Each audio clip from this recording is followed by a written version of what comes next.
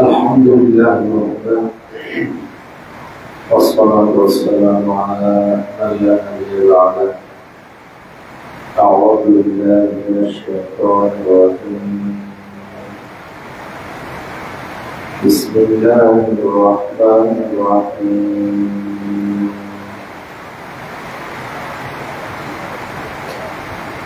يا أيها الذين آمنوا لا تلهكم أموالكم ولا أولادكم عن ذكر الله ومن يفعل ذلك فأولئك هم الخاسرون.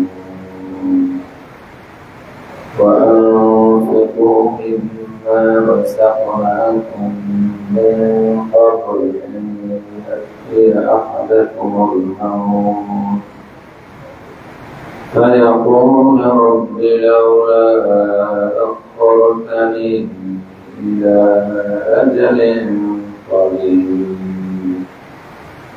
فأصدق وأكن من الصالحين.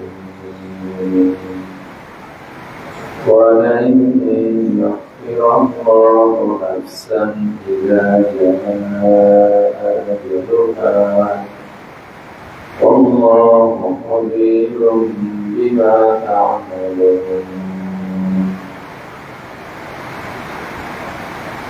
عن أبي هريرة رضي الله عنه قال قال رسول الله صلى الله عليه وسلم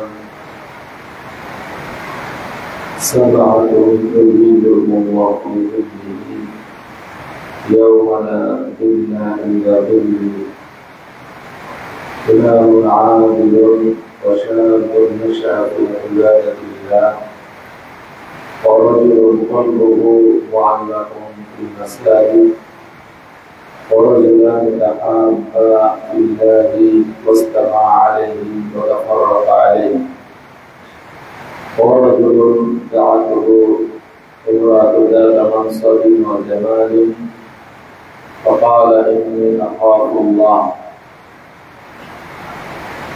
ورجل ذكر الله خاليا ففاضت عيناه ورجل تنفق بيمينه لا تعمل بشماله متفق عليه. الحمد لله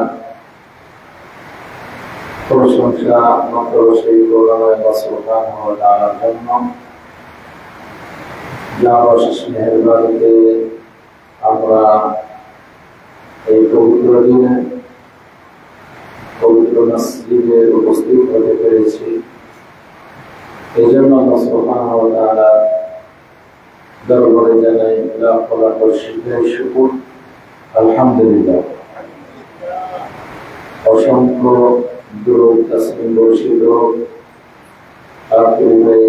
মানব জাতির মুক্তিশালী জনাব মুহাম্মদ রাসূলুল্লাহ সাল্লাল্লাহু আলাইহি ওয়াসাল্লামের উপর আল্লাহুম্মা সাল্লি আলা মুহাম্মাদ ওয়া আলা আলি মুহাম্মাদ কামা সাল্লাইতা আলা ইব্রাহিম ওয়া আলা আলি ইব্রাহিম ইন্নাকা হামিদুম মাজিদ।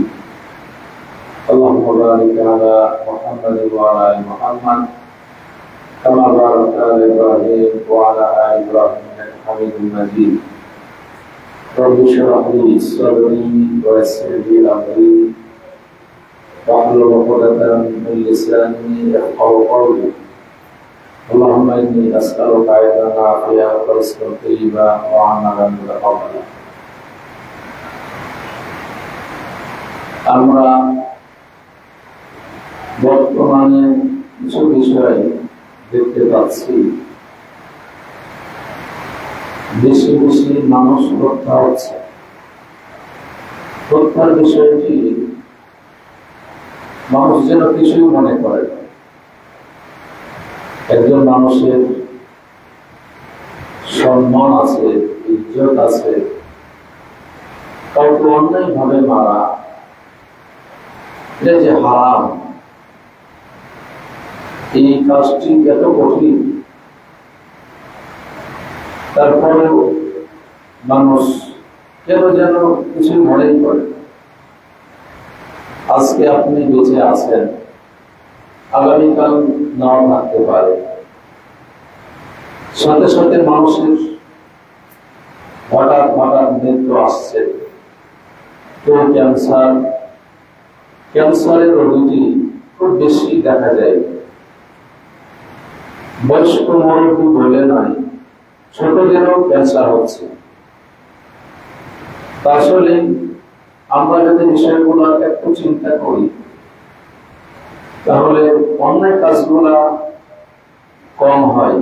যিনি মারছেন কাউকে, তিনি যদি মনে করেন যে আমাকেও কেউ যদি এইভাবে মারে তাহলে আমার কেমন হবে।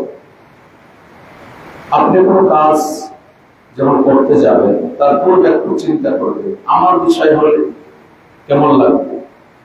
আমি দাঁড়িয়ে আছি, আমার সামনে যদি আমার মেয়ে, আমার মা, আমার ফুফি আরো যারা আছে এদের ইজ্জতকে লুণ্ঠন করা হয়, আমার সামনে আমার ছেলেকে হত্যা করা হয়, আমার কেমন লাগবে। আমি যে মানুষকে হত্যা করছি। আল্লাহ রাসূল সাল্লাল্লাহু আলাইহি ওয়াসাল্লাম দুইটি বাণী আমরা পাই, হাদিসের বাণী। কিয়ামতের দিন বান্দার সর্বপ্রথম জিজ্ঞেস করবে। দুটি হাদিস দুই ভাবে এসেছে, উভয়ের অনেক গুরুত্ব। তবে আব্দুল্লাহ বিন মাসউদ তিনি বলছে মানুষ হত্যা সম্পর্কে আউয়ালু মা ইউকরা বাইনান নাস আদ-দিমা। কিয়ামতের দিন সর্বপ্রথম যে বিষয়টি আল্লাহ তাআলা জিজ্ঞেস করবেন, বিচার করবেন, ফয়সালা করবেন, তা হলো মানুষের রক্তপাত ঘটানো। আপনি কাউকে অন্যায়ভাবে মেরেছেন, আপনার এই অন্যায়ভাবে হত্যা করা, মারা, রক্তপাত ঘটা, এই বিষয়টি তিনি প্রথমে বিচার করবেন। এই জন্য আল্লাহ বলছেন কোন পাপের কারণে ওরে মারা হয়েছে। বর্তমানে নেটের যুগ, আপনারা নেট সম্পর্কে বেশি ঘাটাঘাটি করেন, জানেন। সবার হাতে মোবাইল আছে। আমি মালয়েশিয়ায় গেলাম, দেখলাম যে সবাই যেন মোবাইল নিয়ে টিপাটিপি করছে, মোবাইল সবাই ব্যস্ত। একটি মানুষও দেখলাম না যে মোবাইল ছাড়া নেই। আমি আশ্চর্য হলাম। এখন দেখছি নিজের দেশে সব জায়গাতেই মোবাইল। মোবাইল ছাড়া আপনার ছোট শিশু যে আছে বাড়িতে, তারও ঘুম হয় না, স্বপ্নে যেন মোবাইল দেয়। আপনি যেটি পারেন না, আপনার এই ছোট শিশুটি সেটি পারে। আপনি অনেক অপশন বুঝেন না, আপনি বলেন আপনার এই ছেলে বা মেয়ে সেটাকে বের করে দিবে। মোবাইলে দেখাচ্ছে এক ছেলে আর একজন মেয়েকে ভালোবাসে, মেয়ে কেন তার ভালোবাসায় মত দিবেন না, বিয়েতে রাজি হবেন না, এই জন্য রাস্তাতে পিটাচ্ছে। এই হলো বাংলাদেশের মুসলিম। আমরা নাকি 90% মুসলিম। আপনি কেমন মুসলিম? আপনার সম্মুখে আপনার মেয়েকে মারছে, আপনার কিছু বলার নেই। লোকজন তাকিয়ে তাকিয়ে দেখছে, রাস্তা পথে মারা হচ্ছে। কি করে পরকালে আপনি আমি নাজাত পাবো, এটি একটু ভাববার বিষয়। তাই আল্লাহ রাসূল সাল্লাল্লাহু আলাইহি সাল্লাম বলেন, আউয়ালু মা ইয়াকুলা বাইনান নাস বিদিমা, রক্তপাত ঘটানো হচ্ছে, এই বিষয়টি কিয়ামতের দিন তাকে জিজ্ঞেস করা হবে, তার ফায়সালা করা হবে, বিচার করা হবে। বিচার না হলে সে সামনে আর অগ্রসর হতে পারবে না। মানুষ একবারও ভাবে না যে তাকে সময় দেওয়া হয়েছে, 60 থেকে 70 বছর বয়স দেওয়া হয়েছে, এই বয়সের ভিতরে আপনি আমি করবোটা কি?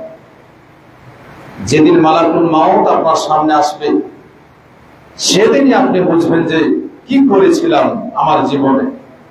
ওই সময় আফসোস করে কোনো ফায়দা হবে না। এই ফায়দার জন্য আগেই ভাবতে হবে আপনার জীবনে আপনি কি করতে চান।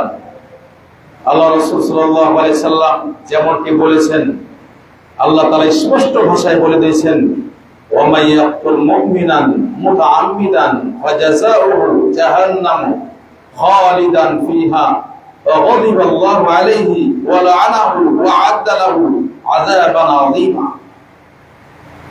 যে কোনো ব্যক্তিকে অন্যায়ভাবে হত্যা করে, ইচ্ছে করে হত্যা করে, এই ব্যক্তির জন্য আল্লাহ তাআলা জাহান্নামকে প্রস্তুত করে রেখেছেন। তার উপর তিনি রাগান্বিত হবেন, ওয়াদিবাল্লাহু আলাইহি ওয়া লা'নাহু, তার জন্য লানত প্রস্তুত করা আছে, লানত করবেন তাকে। ওয়া আ'আদ্দা লাহু, তার জন্য প্রস্তুত করা হয়েছে কঠিন শাস্তি, ভয়াবহ শাস্তি। দুনিয়া যেন বাংলাদেশ এখন হত্যার রাজত্ব হয়ে গেছে, কেউ কারো কিছু মনে করে না। রাজত্ব সব শেষ হয়ে যাবে যেদিন মালাকুল মাউত সামনে চলে আসবে, আর কিছু করার থাকবে না। দ্বিতীয় বিষয় যে বিষয়টি, তাহলে এটি হলো বান্দার হক। খবরদার বান্দার হক মারতে যাবেন না, বান্দার হকের সাথে গাদ্দারি করবেন না। সমাজে ছেলে মেয়ে আপনার আছে, ছেলে মেয়েকে আপনি তার হক বুঝিয়ে দেন না। অনেকেই মেয়েকে মাহরুম করেন ধন সম্পদ থেকে, অনেকে আবার ছেলেকে মাহরুম করেন। ছেলেও আপনার, মেয়েও আপনার, বিধায় তাদের সাথেও ইনসাফপূর্ণ আচরণ করবেন, তাদের সাথেও সেইভাবে ইনসাফপূর্ণ হতে হবে। যদি এই ক্ষেত্রে জুলুম করেন, আপনিও বান্দার হক নষ্ট করলেন, আপনার জন্য বিচারের কাঠগড়ায় আপনাকে দাঁড়াতে হবে। আপনার ছেলে মেয়ে বলবে যে আমার এই বাবা আমাদের ন্যায্য অধিকার দেয়নি, সেদিন আপনি কি করবেন? এজন্য বান্দার হক ঠিকভাবে পৌঁছে দিবেন। বিশেষ করে আমরা আরো জেনেছি, পড়েছি যে কিয়ামতের আগে আগে বেশি মানুষকে হত্যা করা হবে। ইমাম বুখারী রাহিমাহুল্লাহ এই বিষয়টি আলোচনা করেছেন তার গ্রন্থে। আল্লাহ রাসূল সাল্লাল্লাহু আলাইহি সাল্লাম আলোচনার পর্যায়ে আসলে তিনি বললেন আল হারাজ। সাহাবীগণ জিজ্ঞেস করলেন, হে আল্লাহ রাসূল সাল্লাল্লাহু আলাইহি সাল্লাম, হারাজটা কি? তিনি বললেন, ইয়াকসুরুল কতল, বেশি বেশি মানুষ হত্যা হবে, তখন জানবে কিয়ামত সংঘটিত হবে। বেশি বেশি মানুষ মানুষকে হত্যা করছে, কেউ কিছু মনে করছে না। এটি বান্দার হক। বান্দার হক কোন সময় আল্লাহ তাআলা ক্ষমা করবেন না। আপনার বিচার না হলে আল্লাহ তাআলা তারে ক্ষমা করবেন না। বান্দার হকে আল্লাহর নিজেই তিনি এখতিয়ার বাদ দিয়েছেন, এই হক তার হক, তিনি জুলুম করবেন না।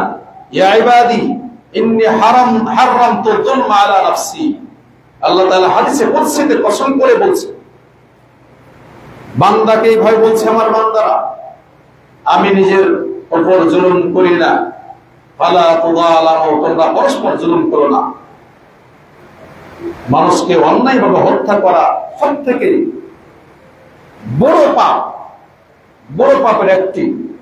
শিরকি পাপ আমরা জানি সবথেকে বড়, তার থেকে বেশি কঠিন ভয়াবহ বান্দার হক করা, বান্দার প্রতি জুলুম করা, বান্দাকে অন্যায়ভাবে হত্যা করা। তার মানে শিরক করার পরে যদি আল্লাহর কাছে তাওবা করেন, আল্লাহ ক্ষমা করে দিবেন। কিন্তু বান্দা যদি আপনাকে ক্ষমা না করেন, আল্লাহকে তো ক্ষমা করবেন না। তাহলে কোনটি কঠিন হলো? বান্দার কাছে ক্ষমা না চাইলে আল্লাহ ক্ষমা করবেন না। এই জন্য আপনারা পড়েছেন, জেনেছেন যে বান্দা শহীদ হয়ে মৃত্যুবরণ করেছে, তারপরেও তিনি ঝুলন্ত থাকবেন। কেন? তার যদি কোন ঋণ থাকে, কারোর কাছে পাওনা থাকে, এই লোকটি জান্নাতে যেতে পারবে না, আটকে থাকবে। ওই ঋণ, একটি ঋণ আপনি মানুষ অন্যায় হয়ে বেড়েছেন, এর যতক্ষণ পর্যন্ত বিচার না হবে, বিচারের কাঠগড়ায় না দাঁড়াবেন, ততদিন পর্যন্ত আপনি এইভাবে আটকে থাকবেন, আপনি সামনে অগ্রসর হতে পারবেন না। এই জন্য বান্দার হক সম্পর্কে আমরা বিষয়টি জানবো, বুঝবো, অন্যায় করবো না মানুষের প্রতি। দ্বিতীয় যে বিষয়টি হাদিসে আমরা জানছি, কোরআনে জানছি, সালাফদের কথায় জানছি, আল্লাহর হক। এই হক সম্পর্কে তিনি জিজ্ঞেস করবেন। আনাস বিন মালিক তিনি বলছেন, রাসূলুল্লাহ সাল্লাল্লাহু আলাইহি সাল্লাম বলেন, আউয়ালু মা ইউহাসাবু আল-আবদু ইয়াওমাল কিয়ামাহ আস-সালাহ, বান্দাকে কিয়ামতের দিন সর্বপ্রথম যে বিষয়টি জিজ্ঞেস করা হবে তা হলো সালাত, নামাজ। আমরা নামাজ বলি, সালাত অনেক বুঝি না। সালাত, এই নামাজ সম্পর্কে তিনি সর্বপ্রথম জিজ্ঞেস করা হবে। সালাতি বা আমরা কয়জন পড়ি? মুসলিম দাবিদার, কিন্তু মসজিদে লোকজন খুঁজে পাওয়া যায় না। আমাদের বাংলাদেশের মুসলিম বেশিরভাগই জুমার দিনের মুসলিম, ঈদের সালাতের মুসলিম, জানাজার সালাতের মুসলিম। আর অন্য দিনে পাওয়া যায় না এদেরকে। ফজরে পাওয়া যায় না, এশারে পাওয়া যায় না, মাগরিবে পাওয়া যায় না। পাওয়া যায় কোনো সময় জোহরে, অথবা বাজার ঘাটে গেলে মাগরিবের সময় একটু বন্ধু আছে, তাই তার সাথে একটু যাই, বাকি সালাতে পাওয়া যায় না। এই হলো আমরা মুসলিম। এই মুসলিম আবার মুসলিম রাষ্ট্রের বদনাম করে, নিজেই সালাত পড়েন না, নিজেই আল্লাহকে ভয় নেই, আপনার অন্য নাম আপনি বদনাম করেন। মনে রাখেন, আমাদের বাংলাদেশের মুসলিমেরা খুব বেশি পছন্দ করে একজনদের বেশি বদনাম করতে, তাহলে সৌদি আরব। কথাটি 100% খাঁটি কথা। সৌদি আরবের যদি আপনি দুর্নাম করতে পারেন, আর একজন বাহ বাহ বাহ বাহ সব বাহ বাহ দেয়, ও আগে নিয়ে আসে যে সৌদি আরবে, আমি বলছি না যেটা ভালো কাজ, সৌদি আরবে নাকি আপনার সিনেমা হল খুলেছে, এই নিয়ে তোলপাড় শুরু হয়ে গেছে। আপনার ঘরে ঘরে আপনি যে সিনেমা হল খুলে রেখেছেন, এটা কে দেখবে? কিয়ামতের দিন আল্লাহকে জিজ্ঞেস করবে নাকি সৌদি আরব মানুষ কি করেছে? আপনি কত টাকা খাচ্ছেন সৌদি আরবে, এ কথা আপনি ভাবলেন না।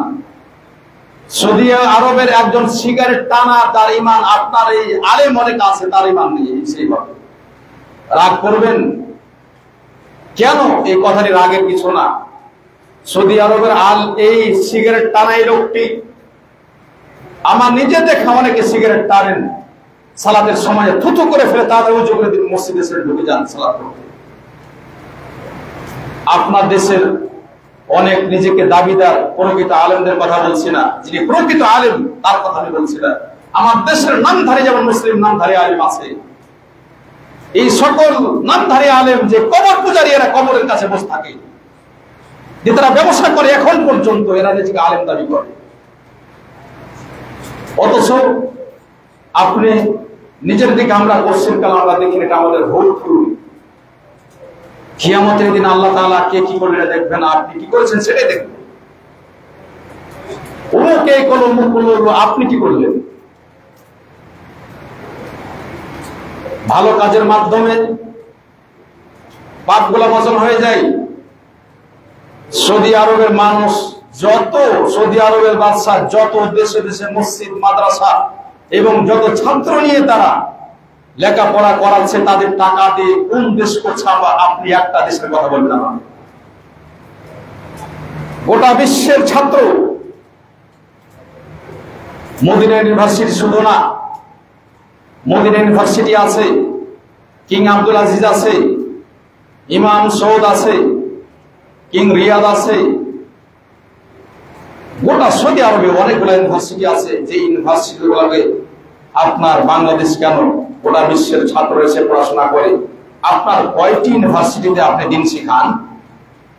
কয়টি ইউনিভার্সিটি তাওহীদ শিখান? কয়টি ইউনিভার্সিটিতে আকীদা শেখান? আপনি কয়টা ছাত্রকে স্কলারশিপ দিয়ে দিন শিখান বলেন তো? একটি দেখান তো আপনি। তাহলে তার কি করি? দুর্নাম করতে যান। আগে দুর্নাম করতে হলে নিজের ঘরের দুর্নাম করেন। আল্লাহ কিয়ামতের দিন কে কি করলে দেখাবে, দেখবে না। তাই আল্লাহ রাসূল সাল্লাল্লাহু আলাইহি সাল্লাম যা বলছেন কোরআনে আল্লাহ বলছেন, হাদিসে রাসূল সাল্লাল্লাহু আলাইহি সাল্লাম বলছেন, কোরআন হাদিস উভয়ই। বান্দার সম্পর্কে আল্লাহ বলছেন, ইন্নাস সালাতা তানহা আনিল ফাহশাই ওয়াল মুনকার, নিশ্চয় সালাত ওই মানুষকে অন্যায় অপকর্ম থেকে রক্ষা করবে। আল্লাহ রাসূল সাল্লাল্লাহু আলাইহি সাল্লাম বলছেন, আউয়ালু মা ইউহাসাবুল আবদু ইয়াউমাল কিয়ামাহ, বান্দাকে সালাত সম্পর্কে জিজ্ঞেস করা হবে।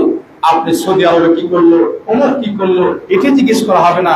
আল্লাহ আপনাকে জিজ্ঞেস করবেন, কুল্লুকুম রাঈন ওয়া কুল্লুকুম মাসউলুন আন রাঈয়াতিহি। আপনি দায়িত্বশীল বাড়ির, আপনার বাড়ি কিভাবে চলে আপনাকে জিজ্ঞেস করা হবে। আপনার সন্তানকে আপনি কিভাবে মানুষ করেছেন তা জিজ্ঞেস করা হবে। পরিবার কিভাবে মানুষ করেছেন সেটা আপনাকে জিজ্ঞেস করা হবে। আপনার গ্রামের লোক কি করেছে এটা আপনাকে জিজ্ঞেস করা হবে না। আপনি দায়িত্বশীল হলে সেটা জিজ্ঞেস করা হবে। ইয়া আইয়ুহাল্লাযীনা আমানু কু আনফুসাকুম ওয়া আহলিকুম নারা, হে ঈমানদারগণ তুমি নিজেকে বাঁচাও, তোমার আহম পরিবারকে বাঁচাও, আল্লাহই তো বলছে। আমরা এই নিয়ে ব্যস্ত আছি, নিজে সালাত নেই, নিজে আল্লাহকে ভয় করে না, আবার নেই বলে যে জিহাদ করে নাকি মৃত্যুবরণ করবেন। পাঁচ ওয়াক্ত সালাত তার জীবনে নেই, এর থেকে আর জিহাদ কি বলে জিহাদ হতে পারে? যুদ্ধের ময়দান পর্যন্ত সালাতের মাপ নেই। যুদ্ধের ময়দানে যুদ্ধ করছেন আপনি, সালাতের সময় হয়েছে, যেইভাবে পারবেন ইশারা ইঙ্গিতে হলেও এক রাকাত হলে আপনাকে সালাত আদায় করতেই হবে। আপনি যুদ্ধ করতে গিয়ে যদি সালাত নষ্ট করেন, আপনার এই যুদ্ধের কোন মর্যাদা নেই, আপনার কোনো ফায়দা নেই যুদ্ধের। আল্লাহর প্রতি আপনার ভয় নেই, আল্লাহকে আপনি ভয় করেন না, এই সালাত সম্পর্কে জিজ্ঞেস করা হবে, আপনাকে জিজ্ঞেস করা হবে না আপনি কয়টি জিহাদ করেছেন। জিহাদের যখনই আপনার জিহাদের ডাক আসলে ঈমানের জজবা যদি আপনি আসলে আপনি যদি দেখতে যান, তাহলে দেখেন বদর, খন্দক, উহুদ যুদ্ধে যে যুদ্ধগুলোতে আল্লাহ রাসূল সাল্লাল্লাহু আলাইহি ওয়াসাল্লামের জয় হয়েছে, যারা পরেশগার, যারা আল্লাহকে ভয় করেন, তাদেরকে আল্লাহ তাআলা সাহায্য করেছেন। এই মুনাফিক মার্কায় মানুষগুলোকে আল্লাহ তাআলা সাহায্য করেন। এত সহজ না। মুনাফিকরা এই ঘরে বসে বসে বলেছে যা ভালো হয়েছে, ওরা জীবন দিচ্ছে আর এখানে বলছে ভালো হয়েছে। এরা নাকি লাস্টে গিয়ে দেখেন মুনাফিক এই সব কথাবার্তা এগুলো এরা বর্ণনা করবে। এই জন্য নিজেকে মজবুত করুন, আল্লাহর বলে বলিয়ান, ইমানের বলে বলিয়ান, 5 ওয়াক্ত সালাত ঠিকভাবে আদায় করুন, আপনার জন্য কল্যাণ বসে আছেন। আমি বলছিলাম যে বিষয়টি বলা, যে বর্তমানের প্রেক্ষাপটে কিছু কথা আপনাকে বললাম, বলতে হয়, না বললে না। আমি যে বিষয়টি নিয়ে কথা বলতে চাচ্ছি, একটি হাদিস আলোচনা করে খুতবা শেষ করে দেব ইনশাআল্লাহ, খুব বেশি সময়ও। আবু হুরায়রা বলছেন, রাসূলুল্লাহ সাল্লাল্লাহু আলাইহি সাল্লাম বলেন, কিয়ামতের দিন 7 শ্রেণীর লোক আরশের ছায়ার তলে ছায়া পাবে। এটি যদি আমরা জানি, এটি একটা অনেক গুরুত্বপূর্ণ একটি হাদিস। এই হাদিসটির বিষয় নিয়ে আলোচনা করা ইনশাআল্লাহ আমার খুতবার এটি টানব। প্রথম তিনি বলছেন, ইমামুন আদিলুন, ন্যায় পরায়ণ শাসক যিনি, তিনাকে কিয়ামতের দিন আল্লাহ তাআলা আরশের ছায়ার তলে ছায়া দান করবেন, যেদিন আল্লাহর ছায়া ছাড়া কোনো ছায়া থাকবে না। এই হাদিসের বিচারের কাঠগড়াই আমরা অনেকে জিম্মি আছি। যারা দেশে বসে আছেন তিনি প্রথম জিম্মাদার। দেশের অন্যায় চলছে, দেশে যদি কাউকে অন্যায়ভাবে হত্যা করা হয়, এর বিচার না হলে আপনি শাসক হয়ে বসে আছেন, কিয়ামতের দিন আল্লাহর বিচারের কাঠগড়ায় আপনাকে দাঁড় করানো হবে। আপনি এলাকার মন্ত্রী হয়ে আছেন, আপনাকে জিজ্ঞেস করা হবে, ও মন্ত্রী, তুমি অমুক এলাকার দায়িত্ব নিয়েছিলে, এই এলাকায় অন্যায় হয়েছে,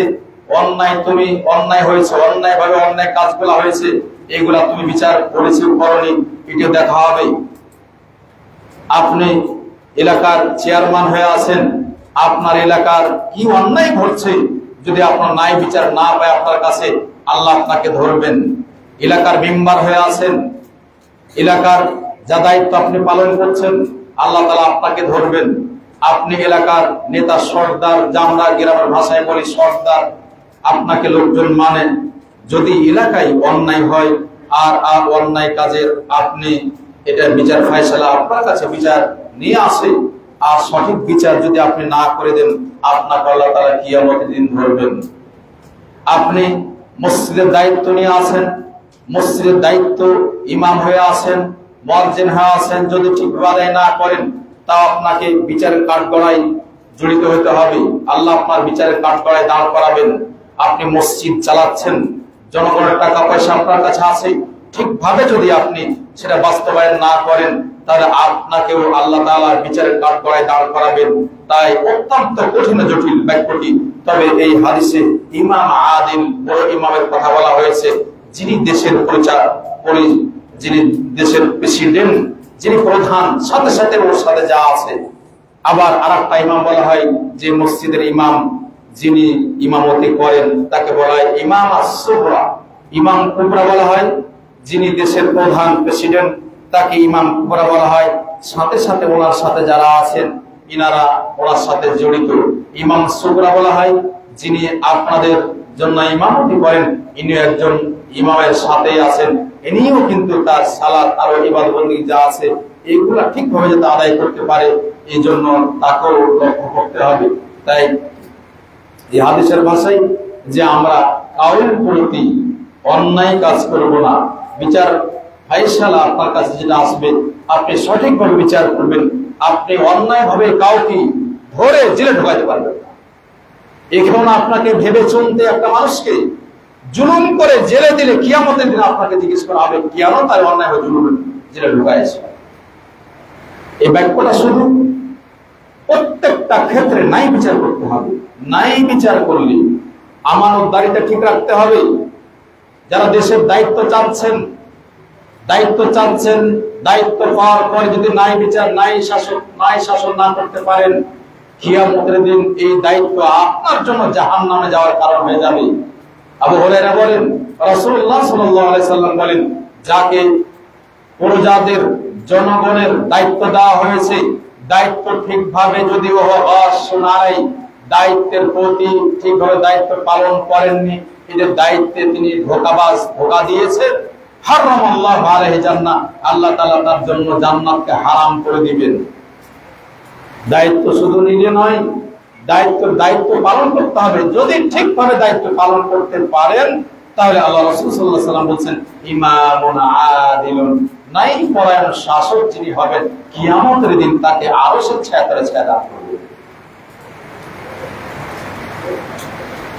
দ্বিতীয় নম্বরে তাই বিচার করার ক্ষেত্রে হাদিসে যা বলছে, আলী রাদিয়াল্লাহু তাআলা আনহুকে বিচারক বানা হলে তিনি বলছেন আমি এই কাজে পারবো না। আল্লাহ রাসূল সাল্লাল্লাহু আলাইহি ওয়াসাল্লাম তাকে বলছেন তুমি এই কাজে নিযুক্ত হও, তিনি বলছেন আমি পারবো না। আল্লাহ রাসূল সাল্লাল্লাহু আলাইহি ওয়াসাল্লাম বললেন তুমি করো, পারবে। দুইজনের বিচার করলে দুইজনকে উপস্থিত করবে, তারপরে দুইজনেরই কথা তুমি শ্রবণ করবে। আলী রাদিয়াল্লাহু তাআলা আনহু তিনি বলছেন আল্লাহ রাসূল সাল্লাল্লাহু আলাইহি ওয়াসাল্লামের এই কথাটা অনুযায়ী আমি বিচার করতাম, যাদের বিচার করা দরকার উভয়কে ডেকে উভয়ের কথা শুনে বিচার করতাম, এই বিচারটা আমি হক বিচার করতে পারতাম। আর এখন বিচার হয় কি জানেন, যার টাকা আছে ঘুষ দিয়ে দিয়েছে আগে, আপনি তার লোক, আপনার দলের লোক, এই জন্য আপনার দিকে এত খেয়াল করবেন না। উনি যদিও অন্যায় করেননি আর আপনার লোক, আপনার দলের লোক, ইনি অন্যায় করেছে, তারপরও ওনার দিকে যাবে। বাবারে এই বিচার কিয়ামতের দিন আপনার জন্য বিষধর সাপ হয়ে দাঁড়াবে, আপনার জন্য কঠিন হয়ে যাবে। এই বিচারই কিয়ামতের দিন জাহান্নামে যাওয়ার একটি মাধ্যম হয়ে যাবে। এই ক্ষেত্রে আল্লাহ রাসূল সাল্লাল্লাহু আলাইহি ওয়াসাল্লাম বলেন ওয়াগাশুন ফি রাইয়াতিহি, সে তার যারা জনসাধারণ এর প্রতি সে জুলুম করেছে, এর জন্য জান্নাত হারাম। এই জন্য ইমামের দায়িত্ব নিলে, দেশ চালানোর দায়িত্ব নিলে আগে নিজেকে অন্যায় কাজ ত্যাগ করেন, নিজে নাই পরায়ণ শাসক হন, তাহলে আপনার জন্য ফজিলত আছে। নচেত অত্যন্ত কঠিন জটিল, এত কঠিন জটিল এটা বলে আর বোঝা নেই। অনেক মানুষ আলেম ওলামা দেখলে গালিগালাজ শুরু করে, হুজুর অমুক যা মনে আসে বলে, কিন্তু এই হুজুর যখন মৃত্যুবরণ করবে হুজুর না হলে হয় না। এই হুজুর ছাড়া আপনি মসজিদে সালাত করতে পারেন না, এই মুন্সি ছাড়া মসজিদে সালাত করতে পারেন না। আপনার লজ্জা থাকা দরকার। আলেম ওলামাদের খবরদার গালিগালাজ করবে, সে যে হোক। হ্যাঁ, তবে হাদিসে আইমাতুল মুদল্লিন বলা হয়েছে, যারা পথভ্রষ্ট, এদেরকে পথভ্রষ্ট আল্লাহ রাসূল সাল্লাল্লাহু আলাইহি ওয়াসাল্লাম বলেছেন। আমরা এটা বলার দাবি রাখি না, আল্লাহ রাসূল বলেছেন, সেই আল্লাহ রাসূলের ভাষায় সেটা বলবেন। কিন্তু আপনি জনসাধারণ কোন আলেমের গায়ে হাত দিতে যাবেন না। আপনি যদি কোনো জানেন অন্যায় করে, হাদিসটা বলবেন যে হাদিস আল্লাহ রাসূল বলেছেন। আলেম ওলামা, প্রকৃত আলেম ওলামা যারা, এদের মাধ্যমে মানুষ কল্যাণের পথে আছে। যদি আলেম না থাকে দেশে, তাহলে আপনি আর দেশ চালাতে পারবেন না। অন্যায় কাজ করলে আলেমেরা আপনার সম্পর্কে কথা বলে, আপনার আলোচনা করে, এই কথাটা অন্যায় হয়েছে, তাহলে আপনি সংশোধন করে নেন। যখন আলেম থাকবে না, সব জাহেল হয়ে যাবে। জাহেল হলে ইচ্ছা মতো দেশ চালাবেন, তখন আপনার জন্য কঠিন হয়ে যাবে। এই জন্য জানা অজানা, জানা জিনিস আপনাকে জানতে হবে, সেইভাবে পথে আপনাকে চলতে হবে, তাহলে আপনার জন্য কল্যাণ। দ্বিতীয় নম্বরে বলছিলাম, আল্লাহ রাসূল সাল্লাল্লাহু আলাইহি ওয়াসাল্লাম বলছেন ওয়াশাবুন নাশা ফি ইবাদাতিল্লাহ, ওই যুবক অথবা যুবতী তার যৌবনকে যারা ইবাদতের মাধ্যমে কাটায়ছে, কিয়ামতের দিন এই ব্যক্তিরা আরশের ছায়াতলে ছায়া পাবে, সে ছেলে হোক অথবা মেয়ে হোক। মান আমিলা সালিহাম মিন যাকারিন আও উনসা ওয়া হুয়া মুমিনুন ফালানুহিয়ান্নাহু হায়াতান তাইয়্যিবা, ছেলে অথবা নারী, পুরুষ সে যে হোক, যে ঈমান এনেছে, আমালে সালিহা করেছে, এই ব্যক্তি তার সুখময় জীবন লাভ করবে, পরকালে সুখময় স্থান জান্নাত লাভ করবে। ওয়ালা নাজিয়ান্নাহুম আজরাহুম বিআহসানি মা কানু ইয়ামালুন, আমি তাদেরকে পরকালে উত্তম জাযা দিব। কেন? দুনিয়াতে ঈমান এনেছে, আমালে সালিহা করেছে, এই জন্য উত্তম জাযা আমি তাদের দিব, আল্লাহ তাআলাই বলছেন। এই জন্য ওয়াশাবুন নাশা ফি ইবাদাতিল্লাহ, শাব এখানে বলা হয় যুবকদের, কিন্তু যখন শাব আসবে, যুবক আসবে, সেখানে যুবতীও আছে, যখন পুরুষ আসবে সেখানে নারীও আছে। ইন্নাল মুসলিমিনা ওয়াল মুসলিমাত ওয়াল মুমিনিনা ওয়াল মুমিনাত ওয়াল কানিতিনা ওয়াল কানিতাত, আল্লাহ তাআলা বলেন নিশ্চয় যারা মুসলিম নর, মুসলিমাত নর নারী, যে কেউ আমালে সালেহা করে ভালো কাজ করবে, সে ছেলে হোক মেয়ে হোক, মুসলমান হলে ইনার জন্য তার আমল থাকলে এই আমলের কারণে কিয়ামতের দিন নিশ্চিত সে জান্নাত পাবে ইনশাআল্লাহ। আল্লাহ তাআলাও কিন্তু মুসলমানের সাথে ছেলের সাথে মেয়েকে নিয়েছেন, মুমিন পুরুষের সাথে নারী মুমিনাতকে নিয়েছেন। ইন্নাল মুসলিমিনা ওয়াল মুসলিমাত ওয়াল মুমিনিনা ওয়াল মুমিনাত ওয়াল কানিতিনা ওয়াল কানিতাত, যারা নাই এবং বিনয়ের সহিত আল্লাহ তাআলাকে ডাকেন।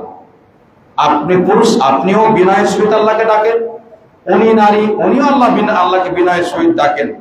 আপনার এই মসজিদে আলহামদুলিল্লাহ মা বোনদের সালাত পড়ার ব্যবস্থা রয়েছে, মা বোনেরাও সালাত আদায় করেন, মা বোনেরাও দান সাদকা করেন, মা বোনেরাও জিকির আজকার করেন, মা বোনেরাও আল্লাহকে ভয় করেন।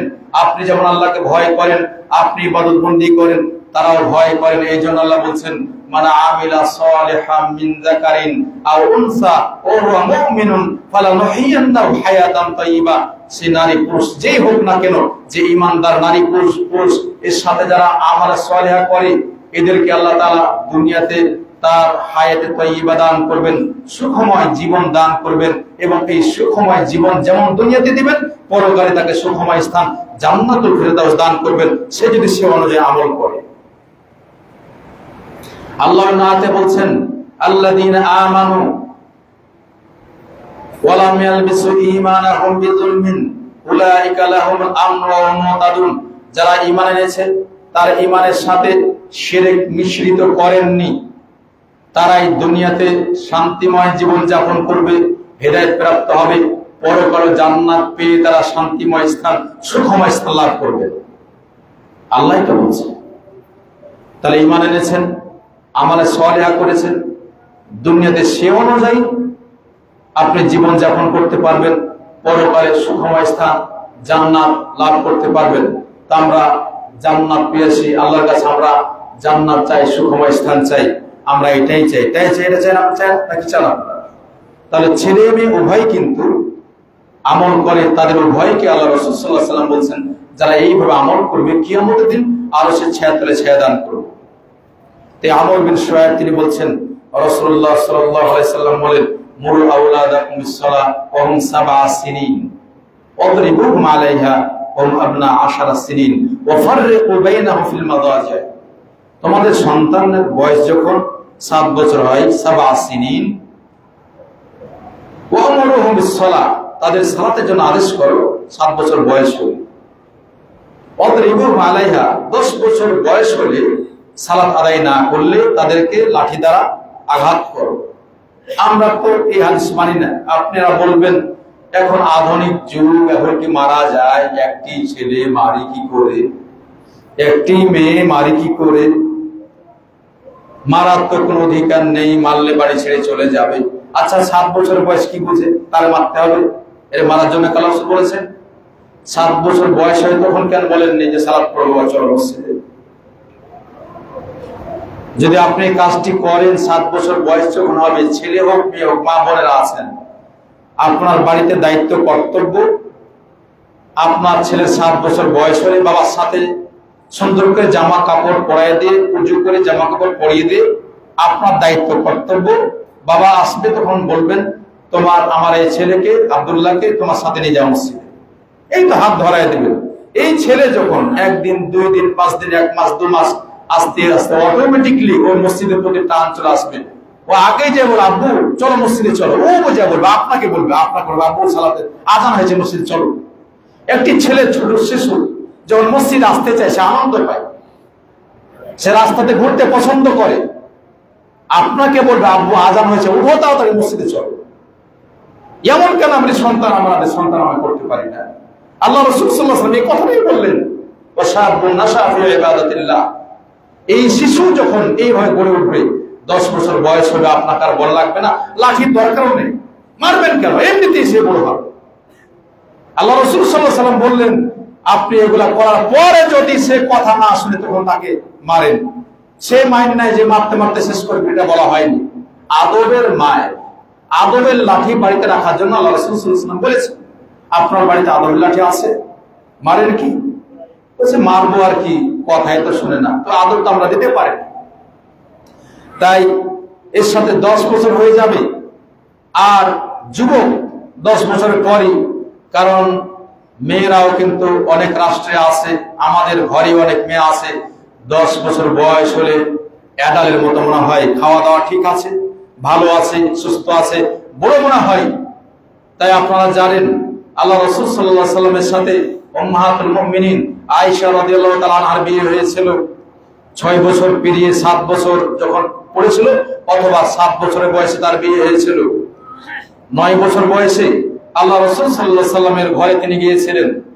তাহলে এখন তো আমরা এমনিতেই বিবাহ সরকারের পক্ষ থেকে কোনো মেয়ের যদি 18 বছরের কমে বিয়ে হয় তাহলে তাকে ধরা হয়, কেন তাকে শিশু বলে না আখ্যায়িত করা হয়।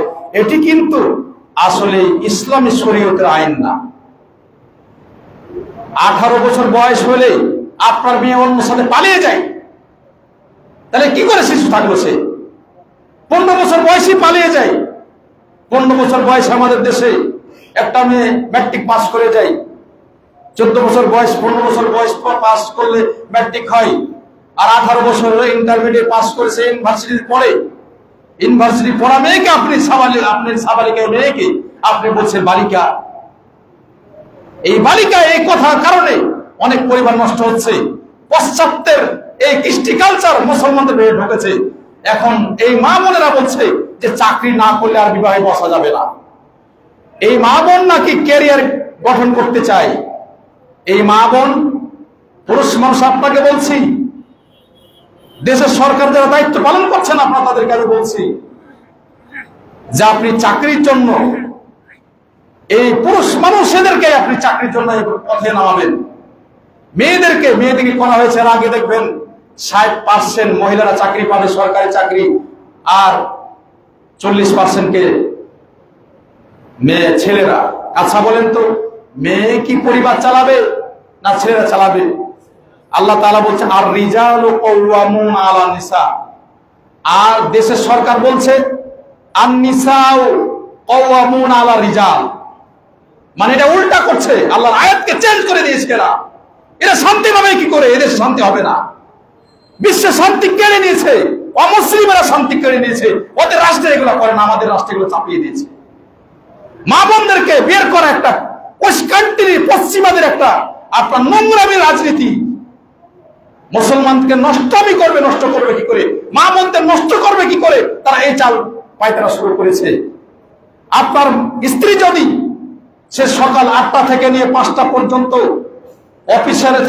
অফিসে থাকে, আপনি বাড়িতে আসেন, অনেক স্বামীর চাকরি নেই, এই চাকরিজীবী নারীকে বিয়ে করার পরে এই লোকটি বাস্তবে এই চিত্র না দেখে কে বুঝতে পারবে না লোকটি মেয়ে সেজে, বউ সেজে বাড়িতে বসে আছে, তার স্ত্রীর উপরে একটি কথা বলতে পারে না, সে তার কোন অধিকার নেই, অধিকার হরণ করেছে।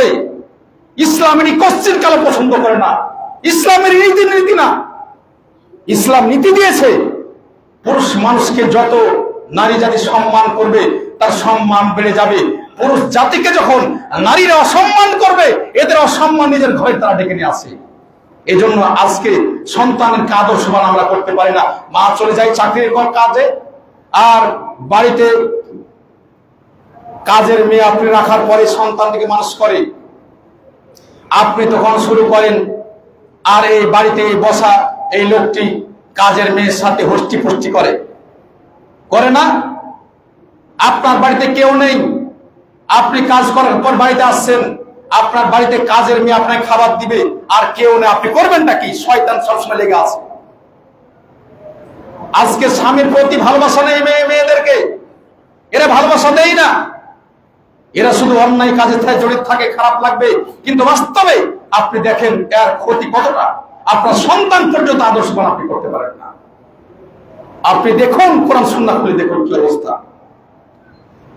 আল্লাহ রাসূল সাল্লাল্লাহু আলাইহি ওয়াসাল্লাম আদর্শ নেইনি, ওয়াকারনা ফি বুয়ুতিকুন্না ওয়ালা তাবাররাজনা তাবাররাজাল জাহিলিয়াতিল উলা।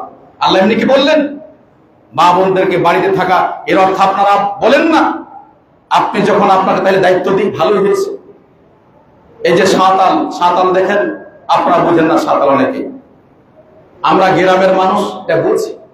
আমাদের এলাকার পাশে হিন্দু গ্রাম আছে একটা, ওখানে অনেক সাঁওতাল আছে। এই সাঁওতালেরা যারা পুরুষ, তাহলে এখন সরকার যেটা করছে ভালো হয়েছে, সব মেয়েদেরকে চাকরি দিয়ে দেন, আর পুরুষ আমরা বাড়িতে বসে বসে খাবো, খুব ভালো হয়েছে। ওই সাঁওতালেরা মহিলারা পিঠে করে বাচ্চাকে বাঁধে, তারপর ধান লাগিয়ে বেড়ায়, ইনকাম করে সে স্বামীকে খাওয়ায়। আপনি কি এই অমুসলিম সাঁওতালদের দিন ধর্ম গ্রহণ করতে চান নাকি? মা বোনদের ইজ্জত আছে, সম্মান আছে। মা বোনদেরকে আমরা সম্মান দিতে চাই, ইসলাম সম্মান দিয়েছে, আর এরা সম্মানকে লুণ্ঠন করতে চাই। আজকে ক্যারিয়ার গঠনের নামে একটা মেয়ে যখন মাস্টার্স পাস করে, তারপর ঘরে বসে থাকে, তার বিয়ে হয় না, তখন এই মেয়েটা করবে কোথায়? তার কাজ কি? একটা মেয়ের সৌন্দর্য থাকে, যখন তার সৌন্দর্য ম্যাট্রিক পাস করে বা দাখিল পাস করে, আলেম পাস করে, ইন্টারমিডিয়েট পাস করে, তখন তার বিয়ের প্রস্তাব আসে। তখন এই মা বোন বোঝে না, আমার ছেলে মেয়ে ছোট আছে, চাকরি না করলে কার ঘরে যাবে, চাকরি করুক তারপরে আমি বিয়ে দিব। আপনি তো আগে নষ্ট করে দিয়েছেন। এই মেয়ের প্রস্তাব আসলে রাজি হয় না, করবেনটা কি? এই চলছে দুনিয়া। অত সহজ না। দুনিয়া দুনিয়া করছেন। আজকে যারা দুনিয়া করছেন, মৃত্যুর মুহূর্তে দুনিয়া, তখন তারাই বলে ভুল করেছে, অনেক ভুল হয়েছে, ভুল হয়েছে, সময় বলে কোনো লাভ হবে না। আল্লাহ রাসূল সাল্লাল্লাহু আলাইহি ওয়াসাল্লাম আপনাকে বলে দিয়েছে, মানুষের বয়স আমি দিই 60 থেকে 70 বছর পর্যন্ত।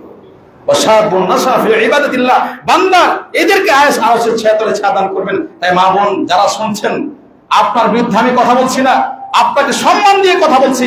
আল্লাহ রাসূল সাল্লাল্লাহু আলাইহি ওয়াসাল্লাম সম্মান দিয়েছেন, হাদিস সম্মান দিয়েছেন, আল্লাহ সম্মান দিয়েছেন। এই সম্মানকে আমরা লুণ্ঠন করতে চাই। আমরা বলি আমরা সমান অধিকার নেব। কিসের সমান অধিকার নেবেন আপনি? কি সমান অধিকার নেবেন? রাস্তা পথে আপনাকে যদি রাস্তায় পাঠানো হয়, আর একজন পুরুষের সাথে আর একজন নারী বাড়িতে, আর আপনি যেহেতু সমান অধিকার নেবেন, তাই আপনার পুরুষ আপনার স্বামী বলে ঠিক আছে তুমি যাও, রাস্তা পথে যাও, আমি বাড়িতে বসে থাকি। আর একজন ছেলের সাথে লড়াই করতে পারবেন? আপনি ছেলের সাথে লড়াই করে পারবেন? আপনার স্বামী বাড়িতে, আর চাকরি করছেন, অন্য পুরুষের সাথে কথা বলে বেড়াচ্ছেন, সার সার সার সার সার করে বেড়াচ্ছেন। আপনার পুরুষের সাথে আপনার স্বামীর সাথে ভালোবাসা থাকবে কি করে? আপনি সকাল থেকে সন্ধ্যা পর্যন্ত সার সার করে আসলেন, আপনার মহব্বত থাকবে কি করে? এইভাবে হস্তি পস্তি নষ্টি করে ইসলামকে ধ্বংস করার একটা পশ্চাতের একটা নীতি শুরু করেছে দেশে। এটা আমরা বুঝি না। এটা এই নাই নীতি, এই নাই নীতি নেই। এই জন্য গণতন্ত্রের নামে যারা এই খেলা করছেন, কোশ্চিন কালে এটা কোনোদিনই, এই গণতন্ত্র কোনোদিন মুসলিম সমাজের কল্যাণে আসতে পারে না। এই নামকে আসতে আপনার উল্টা উল্টা কাজ করে কোনো ফায়দা নেই, বাস্তবে কোনো ফায়দা নেই। আপনি যারা আলিম ওলামা তাদেরকে বলি, আপনার দায়িত্ব কোরআন শোনার কথা প্রচার করুন। মুসলিম রাষ্ট্রে মুসলিম নেতা চলবে। যদি আপনি এই খেলাফতের রাষ্ট্রে কায়েম করতে চান, তাহলে ইনশাআল্লাহ সকল মুসলিম যদি ঐক্যমত পোষণ করে, ইনশাআল্লাহ হবেই হবে, আল্লাহ তাদের সাহায্য করবেন। গণতন্ত্রের নাম নিয়ে কোনদিন আপনাকে খালি পচাবে আর নিম্ন নামাবে, আপনার কোনো ইজ্জত দিবে না। এরা কোনো সময় ইজ্জত দিবে না, আপনাকে ছোট করবে। আপনি কি ভেবেছেন? এত সহজ না। এটাকে মুসলমানদেরকে ধ্বংস করার একটা পায়তারা চলছে। কোথায় পেয়েছেন যে এতটা সিট দিতে হবে মা বোনদের? কোন নীতি, কোন আপনি বলছেন কোথায় আছে? আপনি পুরুষের করেন তো দেখি। আপনি দেশ চালাবেন আর বলছেন নারীদেরকে নামায় দে। বিপদটা করে কোনদিন ইসলাম রাষ্ট্র কায়েম হয় নাকি? এটা আলেম ওলামার কথা বলছেন না, যে আলেম ওলামার কথা বলছেন না, কিয়ামতের দিন আপনি আল্লাহর দায়িত্ব থাকবেন। ওয়াশাবুন নাশা ফি ইবাদাতিল্লাহ, আপনি নারী পুরুষ এদেরকে আপনি দায়িত্ব রাখছেন না। আল্লাহ রাসূল সাল্লাল্লাহু আলাইহি ওয়াসাল্লাম বলেন এদেরকে আরশের ছায়াতলে ছায়াদান করবেন। কথাগুলো কষ্টে আল্লাহ রাসূল সাল্লাল্লাহু আলাইহি ওয়াসাল্লাম এখানে কথা বললে তিনি সেইভাবে কথা বলতেন। আজকে আমরা আলেম ওলামা সেইভাবে হয়ে গেছি। আজকে যেন মনে হয় কোন দিক দিয়ে পেঁচাতে বলছে গণতন্ত্র হালাল। আচ্ছা হালাল বুঝলাম, তো মা বোনকে নামাচ্ছেন কেন আপনি? এটা কোন হালালি? কোথায় পেয়েছেন আপনি? আপনি করেন গা, মা বোনকে কেন আপনি নামাচ্ছেন? আপনার ঘরে মা বোন যখন নামাচ্ছেন, আর একজন আলেম তার বা একজন জানে পর্দার সহিত রাখবে, তখন বলবে অমুক এটা করছে, তো তুমি এটা বাধা দিচ্ছ কেন? আপনি কি করবেনটা কি? আপনি যতদিন পর্যন্ত মা বোনদের ইজ্জতকে ঠিক না রাখবেন, ততদিন পর্যন্ত কোনোদিন শান্তি আসতে পারে না। আপনার স্ত্রী আপনার কথা শুনবে না, আপনার মেয়ে আপনার কথা শুনবে না, আপনার পরিবার আপনার কথা শুনবে না, তাকে ইবাদতের পথ আপনি নিতে পারবেন না, এতে কল্যাণ আসবে না। আল্লাহ রাসূল সাল্লাল্লাহু আলাইহি ওয়াসাল্লাম বলছেন, রাজুলুন কলবুহু মুআল্লাকুন বিল মাসাজিদ, এরপরে যার অন্তরটা মসজিদের সাথে ঝুলন্ত থাকবে এই ব্যক্তিকে আল্লাহ তাআলা আরশের ছায়া দান করবেন। মসজিদের সাথে অন্তরকে ঝুলন্ত রাখুন, মসজিদের সাথে আসবেন আবার অন্যায় কাজ করে বসবেন, এটা কিন্তু না। যেটা অন্যায় কাজ আপনাকে করতে হবে। আল্লাহ তাআলা বলছেন, দেখেন, ওয়ালিমান খাফা মাকামা রাব্বিহি জান্নাতান, যে ব্যক্তি আল্লাহর সামনে উপস্থিত হওয়ার এই কথাকে ভয় করে, যে ব্যক্তি আল্লাহর সাথে সাক্ষাৎ হবে এই জন্য আল্লাহকে ভয় করে, এই ব্যক্তির জন্য আল্লাহ তাআলা কিয়ামতের দিন দুইটি জান্নাত রেখেছেন। ওলামাগণ ইবনে কাসির রাহিমাহুল্লাহর ব্যাখ্যা বলছেন, যে ব্যক্তি সৎ কাজের আদেশ করে, অন্যায় কাজ নিষেধ করে, এই ব্যক্তির জন্য দুইটি জান্নাত রয়েছে। সৎ কাজের আদেশ করে বলতে তিনি বুঝাইছেন তাওহীদ প্রতিষ্ঠা, কোরআন সুন্নাহ প্রতিষ্ঠা, আমালে সালিহা করার জন্য আল্লাহ তাআলা তাদের একটি জান্নাত দিবেন, অন্যায় কাজ ত্যাগ করার জন্য আরেকটি জান্নাত দিবেন। আপনাকে অন্যায় কাজ কেউ করলে বলতে হবে, কুনতুম খায়রা উম্মাতিন উখরিজাত লিন-নাস তা'মুরুনা বিল মা'রুফ ওয়া তানহাউনা আনিল মুনকার, তোমরাই শ্রেষ্ঠ জাতি হিসেবে তোমাদের বের করা হয়েছে, তোমরা সৎ কাজের আদেশ করবে, অন্যায় কাজ থেকে নিষেধ করবে। ইমাম আলুসি, যারা চিনেন না জানেন না, ইনি একজন হানাফি পণ্ডিত, তিনার 22 খণ্ডের একটা তাফসীর রয়েছে। হানাফি ভাই যারা, তাদেরকে আমি বলছি, আরো যারা বোঝে না তাদের বলছি, রুহুল মাআনি, তাফসীরের নাম রুহুল মাআনি। ইমাম আলুসি রাহিমাহুল্লাহ এই আয়াতের ব্যাখ্যায় তিনি বলছেন, দুনিয়ার সর্বশ্রেষ্ঠ আদেশকৃত কাজ হলো তাওহীদ প্রতিষ্ঠা করা, দুনিয়ার সর্বনিকৃষ্ট কাজ হলো শিরকি কাজকে নিষেধ করা। তাহলে আপনি যদি তাওহীদ প্রতিষ্ঠার কথা না বলেন, শিরকি কাজ ত্যাগ করতে না বলেন, তাহলে কিন্তু এই আয়াতের বিরোধিতা আপনি করলেন। তাহলে সৎ কাজের আদেশ, যত সৎ কাজ আছে তাওহীদ প্রত্যয়ের সাথে এই সৎ কাজ করার জন্য চেষ্টা করবেন, আল্লাহ তাআলা আপনাকে জান্নাত দিবেন। অন্যায় কাজ ত্যাগ করার জন্য চেষ্টা করবেন, আপনি মানুষকে বলবেনও, তাহলে আরেকটি আপনি জান্নাত পাবেন। তাই রাজুলুন কলবুহু মুআল্লাকুল মাসাজিদ, মসজিদের সাথে অন্তরকে ঝুলন্ত রাখুন। আল্লাহ রাসূল সাল্লাল্লাহু আলাইহি ওয়াসাল্লাম তারপরে বলছেন, ওয়া রাজুলান তাহাব্বা ফিল্লাহ ওয়াস্তামা আলাইহি ওয়া তাফাররাকা আলাইহি, দুই ব্যক্তি, মুমিন ব্যক্তি একে অপরকে ভালোবাসে। নারী যদি নারীকে শুধু আল্লাহর জন্য ভালোবাসে, পুরুষ মানুষকে আল্লাহর জন্য ভালোবাসে, তাহলে কিয়ামতের দিন আল্লাহর উদ্দেশ্যে ভালোবাসার কারণে আল্লাহ তাআলা এদেরকেও কিয়ামতের দিন তার আরশের ছায়াতলে ছায়া দান করবেন। আবু হুরায়রা বলছেন অন্য হাদিসে, রাসূলুল্লাহ সাল্লাল্লাহু আলাইহি ওয়াসাল্লাম বলেন, আল্লাহ তাআলা জিজ্ঞেস করবেন, আইনাল মুতাহাব্বুনা ফিল্লাহ, যারা এক অপরে আল্লাহর উদ্দেশ্যে ভালোবাসতো, এরা কোথায়? আজকের দিনে আমি তাদেরকে আরশের ছায়াতলে ছায়া দান করব। 5 নম্বরে বলছেন, ও রাজুলুন দাআতহু ইমরাতু যাত মানসাবিন ওয়া জামালিন, ওই পুরুষ মানুষকে আল্লাহ তাআলা আরশের ছায়াতলে ছায়া দান করবেন, যে পুরুষকে একজন সুন্দর রমণী সম্ভ্রান্ত পরিবারের একজন মেয়ে মানুষ তাকে ডাকছে, তুমি আসো, তোমার জন্য আমার যা আছে বিলীন করে দিব। তার মানে তার সাথে জিনার কাজ করবে, অন্যায় কাজ করবে। এই ব্যক্তি যুবক বলছে, ইন্নী আখাফুল্লাহ, আমি আল্লাহকে ভালোবাসি। যে যুবক অথবা যুবতী জিনার কাজ করতে পারার পরেও আল্লাহর ভয়ে দূরে সরে যায়, এই ব্যক্তিকে কিয়ামতের দিন আল্লাহ তার আরশের ছায়াতলে ছায়া দান করবে। 6 নম্বরে রাসূলুল্লাহ সাল্লাল্লাহু আলাইহি ওয়াসাল্লাম বলছেন, ওয়া যাকারাল্লাহ ওয়া রাজুলুন যাকারাল্লাহ খালিয়ান ফাফাযাত আইনাহু, ওই ব্যক্তিকে আল্লাহ তাআলা আরশের ছায়াতলে ছায়া দান করবেন, যে ব্যক্তি নির্জনে গোপনে অন্ধকার রাত্রি সালাত ইবাদত বন্দি করে অঝর নয়নে আল্লাহর জান্নাত পাওয়ার জন্য এবং জাহান্নাম থেকে মুক্তি পাওয়ার জন্য চোখের পানি ফেলে ক্রন্দন করে, এই ব্যক্তিকে কিয়ামতের দিন আল্লাহ তাআলা আরশের ছায়াতলে ছায়া দান করবে। তাহলে যখন আপনি নির্জনে থাকছেন, চোখের পানি ফেলুন, কি অন্যায় কাজ করেছেন আল্লাহকে বলুন, আল্লাহর কাছে প্রার্থনা করুন, আল্লাহ আপনার কথা শুনবেন, আল্লাহ আপনাকে ক্ষমা করবে। 7 নম্বরে আল্লাহ রাসূল সাল্লাল্লাহু আলাইহি ওয়াসাল্লাম বলেন, ওয়ারাজুলুন তুনফিকু বিয়ামিনিহি লা তা'লাম বিশিমালিহি, ওই ব্যক্তিকে আরশের ছায়াতলে ছায়া দান করবেন, যে ব্যক্তি ডান হাতে কি দান করলো বাম হাতে জানে না। জি, প্রকাশ্যে দান করা যায়, গোপনে দান করা যায়, তবে গোপনে দান করার ফজিলত আল্লাহ রাসূল সাল্লাল্লাহু আলাইহি ওয়াসাল্লাম অতিরিক্ত দিবেন। আরশের ছায়া দান করবেন। গোপনে দান করার আরেকটি বৈশিষ্ট্য ফজিলত। জি, প্রকাশ্যে আপনি যদি দান করেন, আপনার দান দেখে অন্য যদি দান করে আপনার অন্তরে থাকে যে আমি দান করব, আমার দেখে অন্য দান করবে, তাহলে আপনি অবশ্যই আপনি নেকি পাবেন। এবং হাদিসেও বলা হয় যে প্রকাশ্যে দান করা যায়, গোপনে দান করা যায়, তবে গোপনে দানটা যেন বেশি কবুলিয়তের কাছাকাছি। অনেক সময়তে মানুষকে দেখানোর জন্য দান হয়ে যায়, এই জন্য চেষ্টা করবো আমরা যতটুকু পারবো এই দান যাতে আল্লাহ তাআলা কবুল করেন। তাহলে তিনি বললেন যে ব্যক্তি গোপনে দান করে, এমনকি ডান হাতে কি দিল বাম হাতে জানল না, এটা মানে গোপন কথা। তার মানে এইভাবে কেউ দান করলে এই ব্যক্তিকে আল্লাহ তাআলা আরো সে ছায়া দান করবেন। আল্লাহ তাআলা যেন আমাদের ইহকাল পরকালে কল্যাণ দান করেন। যা বললাম সেটা যে আমরা আমল করতে পারি। লাস্টের ফিনিশিং, আমরা অন্যায় ভাবে কারোর কাছে চাঁদাবাজি করবো না, এই কথাটা মনে রাখবেন। চাঁদাবাজি করছেন, বান্দার হক মারছেন, কিয়ামতের দিনে প্রস্তুত হয়ে থাকেন। চাঁদাবাজি করবেন না, কোন দলের ক্ষমতা নিয়ে আপনি ক্ষমতাগিরি করবেন না।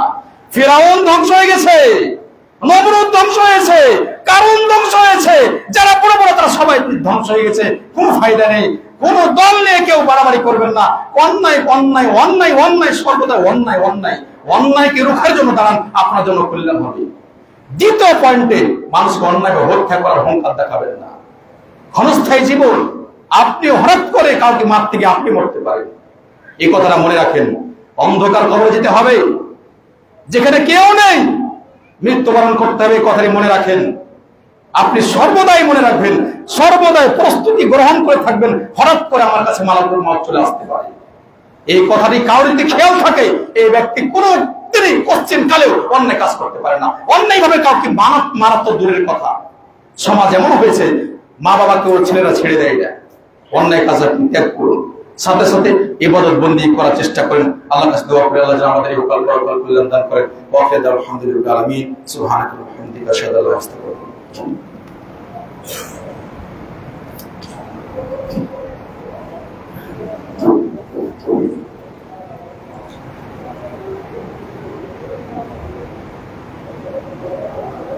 আলহামদুলিল্লাহি রাব্বিল আলামিন আর-রাহমানির রাহিম মালিকি ইয়াউমিদ্দিন ইয়্যাকা না'বুদু ওয়া নাস্তাঈন ইহদিনাস সিরাতাল মুস্তাকিম সিরাতাল লাযীনা আন'আমতা আলাইহিম গায়রিল মাগদূবি আলাইহিম ওয়া লাদ-দাল্লিন। আল্লাহুম্মা সাল্লি আলা মুহাম্মাদ ওয়া আলা মুহাম্মাদ কামা সাল্লাইতা আলা ইব্রাহিম ওয়া আলা আলি ইব্রাহিম ইন্নাকা হামিদুম মাজিদ। আল্লাহুম্মা বারিক আলা মুহাম্মাদ ওয়া আলা আলি মুহাম্মাদ কামা বারাকতা আলা ইব্রাহিম ওয়া আলা আলি ইব্রাহিম ইন্নাকা হামিদুম মাজিদ। আল্লাহুম্মা ইগফির লিল মুমিনিনা ওয়াল মুমিনাত ওয়াল মুসলিমিনা ওয়াল মুসলিমাত ওয়াল আহইয়াই মিনহুম ওয়াল আমওয়াত। আল্লাহ আমাদের মাঝে অনেক সুস্থ রয়েছে, আল্লাহ তাদের শিফা দান করুন। অনেকে দোয়া চেয়েছেন, ভাই তার নবজাত শিশু মারা গেছে সম্ভবত, আল্লাহ তার পিতা মাতাকে ধৈর্য ধারণ করার তৌফিক দান করুন, এ দ্বারা তাদের কল্যাণ দান করুন। একবার অসুস্থ রয়েছে, আল্লাহ তাআলা তাকে, মিজান ভাই অসুস্থ, আল্লাহ তাকে শিফা দান করুন। আর এক ভাই অসুস্থ রয়েছে, আব্দুল মতিন নামী ভাই, আল্লাহ আমাদের ইহকাল পরকাল কল্যাণ দান করুন, আল্লাহ তাদের সুস্থ রাখুন। আমাদের মাঝে অনেক কষ্ট রয়েছে, আল্লাহ আমরা দোয়া করি আল্লাহ যেন এদেরকে শেফায়ে কামলা দান করেন, আমাদের যেন ঈমানকে মজবুতি করেন। আমাদের মাঝে অনেক ঋণগ্রস্ত রয়েছে, আল্লাহ তাদেরকে ঋণ পরিশোধ করার তৌফিক দান করেন। আমরা যাতে কল্যাণ করে থাকতে পারি সেটা আমরা চাচ্ছি, আল্লাহর কাছে আমরা দোয়া করছি। আল্লাহ যাদের মাধ্যমে দেশটা কোরআন সুন্নাহ অনুযায়ী চলবে, তাদেরকে দেশে আসার তৌফিক দান করো। আমরা এই দেশে কোরআন সুন্নাহ চাই, দিন চাই, যাতে মানুষেরা, মা বোন আর সাথে আমরা সবাই যাতে আমাদের দিনকে আমরা সঠিকভাবে পালন করতে পারি, সে তৌফিক আল্লাহর কাছে আমরা চাচ্ছি। আমাদের মাঝ থেকে অন্যায় অপকর্ম যেগুলো আল্লাহ যেন দূর করে দিন, আল্লাহ যেন আমাদের থেকে আমাদের সঙ্গে হেফাজত করেন। সাথে সাথে আপনারা একটু ওইটা আছে দান বাক্স, আপনারা ছেড়ে দিবেন, যে যা পারবেন আপনারা দান করবেন। আল্লাহ আপনাদের যারা বক্স আছে মনে হয় আপনারা দিয়ে দিবেন, অনেকে দান করতে চাই, হয়তো আমরা পরে পারি না। আল্লাহর কাছে আমরা দোয়া করি আল্লাহ যেন এই মসজিদে কোরআন সুন্নাহর মার্কাজ ছিল কবুল করেন। আল্লাহ যেন আমাদের মা বোন যারা এখানে এসেছে, আমাদের মা বোনদেরকে পর্দা প্রসিদের সহিত থাকা তৌফিক দান করেন। আর আমরা দোয়া করি ফিলিস্তিনের মুসলিম আরো বিভিন্ন যে স্থানে আমাদের মুসলিম সারা বিশ্বের মুসলমান নরনারী যেখানে যে অবস্থায় আছে, আল্লাহ তাদেরকে হেফাজত করো। সারা বিশ্বের মুসলমান নরনারী যারা যেভাবে মৃত্যুবরণ করেছে, আল্লাহ তাদেরকে জান্নাতুল ফিরদৌস দান করো।